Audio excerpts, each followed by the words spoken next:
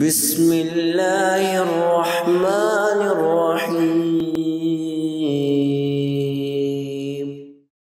ابو سعید الخدری رضی اللہ تعالیٰ عنہ روایت کرتے ہیں، آپ صلی اللہ علیہ وسلم نے فرمایا، سحری کیا کرو، اسے ترک نہ کرو کیونکہ اس میں بڑی برکت ہے۔ امام ابن دقیق العید رحمۃ اللہ علیہ فرماتے ہیں، سحری کرنے میں اللہ تعالیٰ نے صاحب ایمان کے لیے کئی اجر و ثواب رکھے ہیں۔ مثلاً نمبر 1، سحری کرنے والے کو اللہ تعالیٰ کی فرما برداری اور اطاعت گزاری کا ثواب ملتا ہے۔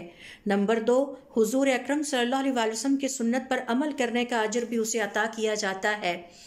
تیسرے نمبر پر دن بھر روزہ بہتر انداز میں عبادت کرتے ہوئے گزارنے کے اجر بھی اس کے لیے لکھ دیے جاتے ہیں۔ چوتھے نمبر پہ سحری کے وقت اللہ رب العزت کو یاد کرنے، استغفار کرنے اور تہجد کی نماز کی ادائیگی کے لیے وقت پانا اور ان پر اجر بھی اسے عطا کیا جاتا ہے۔ سحری کرنے کا 5واں اجر یہ ہے کہ اس میں یہودیوں اور عیسائیوں کی مخالفت ہے، کیونکہ اہل کتاب اپنے روزوں میں سحری نہیں کرتے۔ آپ صلی اللہ علیہ وسلم کا ارشاد ہے، ہمارے اور اہل کتاب کے روزوں میں فرق سحری کا کھانا ہے۔ چھٹے نمبر پر سحری کرنے والے پر اللہ رب العزت کی رحمتیں نازل ہوتی ہیں۔ آپ صلی اللہ علیہ وسلم کا ارشاد ہے، بے شک اللہ تعالیٰ اور اس کے فرشتے سحری کرنے والوں کے لیے رحمت کی دعائیں کرتے ہیں۔ 7ویں نمبر پر سحری کرنے والے کے لیے اللہ تعالیٰ کے فرشتے رحمت کی دعائیں اور سفارشیں کرتے ہیں۔ سحری ضرور کریں، اسے ترک نہ کریں۔